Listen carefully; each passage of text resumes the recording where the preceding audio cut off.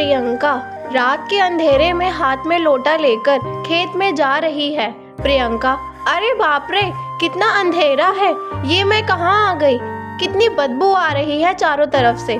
तभी उसकी सौतन सावित्री ने उससे कहा, सावित्री, शहर की हो ना, इसलिए इतने नखरे हैं तुम्हारे, मुझे तो कब से ये सब कहना पड़ रहा है।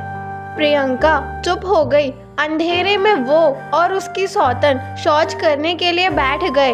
तभी उनके ऊपर टॉर्च की रोशनी आकर गिरी। सावित्री और प्रियंका चौंक गए। प्रियंका, कौन है वहाँ? प्रियंका डर गई। किसी ने उसको इस हालत में देख तो नहीं लिया? उसे बहुत शर्म आई। बचपन से वो शहर में पली बड़ी है। उसने कभी नहीं सोचा था कि उसकी शादी गांव में होगी, लेकिन बेचारी को क्या पता था कि कॉलेज में उसे एक गांव के लड़के से प्यार हो जाएगा। वो पहले दिन कॉलेज गई और उसी कॉलेज में राजीव का भी एडमिशन हुआ था। राजीव भी कॉलेज गया। राजीव को देखते ही प्रियंका के दिल में घंटी बजने लगी। प्रियंका मन में, अरे यार, वो लड़का तो बहुत ही हैंडसम है, पहली नजर में मुझे उससे प्यार हो गया है। राजीव भी प्रियंका को देखकर हंसने लगा। राजीव मन में, लड़की कितनी खूबसूरत है, काश इस लड़की से मैं शादी कर सकता, लेकिन वहाँ गांव में मेरी शादी हो चुकी है। नहीं, इस लड़की को ये नहीं बता सकता। राजीव की शादी बचपन में ही हो गई थी। सावित्री भी तब बहुत छोटी थी। राजीव के गांव में ऐसा ही होता था, लड़के के साथ लड़की की बचपन में शादी करवाई जाती थी ताकि बड़े होकर उसका मन बाहर ना लगे। लेकिन यहाँ तो राजीव का मन लग गया था। कुछ ही दिनों में राजीव के साथ प्रियंका की अच्छी दोस्ती हो गई और प्रियंका ने राजीव से कहा, प्रियंका, राजीव, मैं तुमसे बहुत प्यार करती हूँ, मैं तुम्हारी धर्म पत्नी बनना चाहती हूँ। राजीव, मैं भी तुमसे बहुत प्यार करता हूँ प्रियंका, लेकिन क्या राजीव? कुछ नहीं, कॉलेज खत्म होते ही हम शादी कर लेंगे। गांव में सावित्री राजीव की मां जानकी को खुश करने में लगी हुई थी। उसे राजीव से खास प्यार नहीं था। राजीव को भी सावित्री से कुछ लगाव नहीं था। काम करते करते सावित्री की हालत खराब हो जाती थी। सावित्री, पता नहीं बचपन में इसी घर में मेरी शादी क्यों हुई, ये सास नहीं चुड़ैल है, चुड़ैल कितना काम करवाती है। जानकी जो बोलती थी सबको वही सुनना पड़ता था। जानकी का पति बहुत पहले मर गया था और तब से जानकी ही घर चलाती आई है।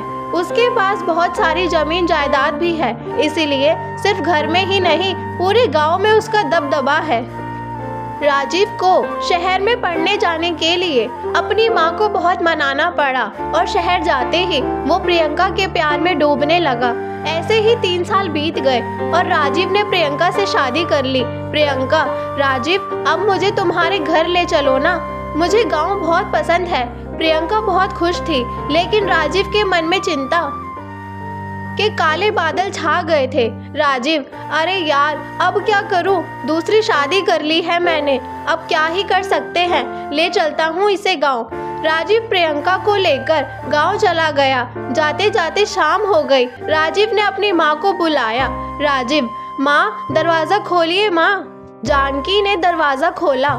सावित्री भी आई और प्रियंका को देखकर दोनों चौंक गए। जानकी, ये क्या है बेटा? ये लड़की कौन है और इसके गले में मंगलसूत्र क्यों है? राजीव, वो असल में, राजीव ने सब कुछ बताया। जानकी और सावित्री दोनों गुस्सा हो गई। राजीव शादीशुदा था ये जानकर प्रियंका भी बहुत गुस्सा हो गई। प्रियंका, तुमने मुझे धोखा दिया है राजीव, तुमने मुझसे झूठ बोला है। राजीव, नहीं प्रियंका, मेरी बात तो सुनो। राजीव ने प्रियंका को समझाया है कि वो सावित्री से प्यार नहीं करता और सावित्री के साथ उसकी शादी बचपन में ही हो गई थी। तब जाकर प्रियंका ने रोना बंद किया।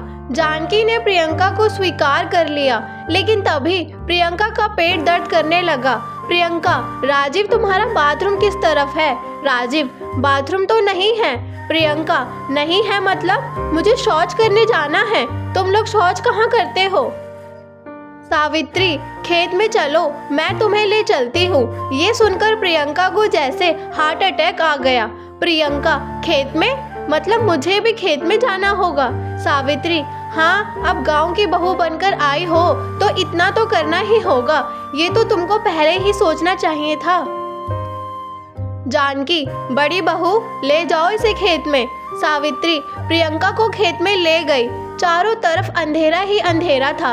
प्रियंका को बहुत डर लग रहा था। प्रियंका, मुझे बहुत डर लग रहा है दीदी। सावित्री, पहली बार है ना इसीलिए धीरे धीरे आदत पड़ जाएगी। अब कपड़े उठाकर बैठ जाओ। शौच खत्म होने के बाद इस लोटे के पानी से धो लेना।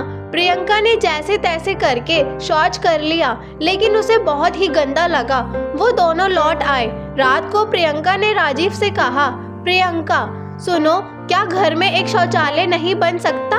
राजीव, अरे नहीं नहीं, ये गलती से भी माँ के सामने मत कहना, वो बहुत गुस्सा हो जाएंगी। प्रियंका, लेकिन क्यों? इसमें गुस्सा होने वाली क्या बात है? राजीव, वो सब गंदे काम घर में क्यों करना? घर अपवित्र हो जाएगा। उससे अच्छा बाहर से करके आओ। ये सुनकर प्रियंका को बहुत बुरा लगा। तभी सावित्री वहां आई और बोली, सावित्री, अरे मेरी सौतन, कितनी मासूम है तू। इस गांव में ऐसा ही होता है। प्रियंका, दीदी क्या आपको इससे तकलीफ नहीं होती? सावित्री, तकलीफ तो होती है, लेकिन क्या करूं? छोड़ ये सब। सुन, मैं सुबह 4 बजे सूरज उठने से पहले तुझे बुलाने आऊंगी और फिर दोनों मिलकर शौच करने चलेंगे। प्रियंका सो गई।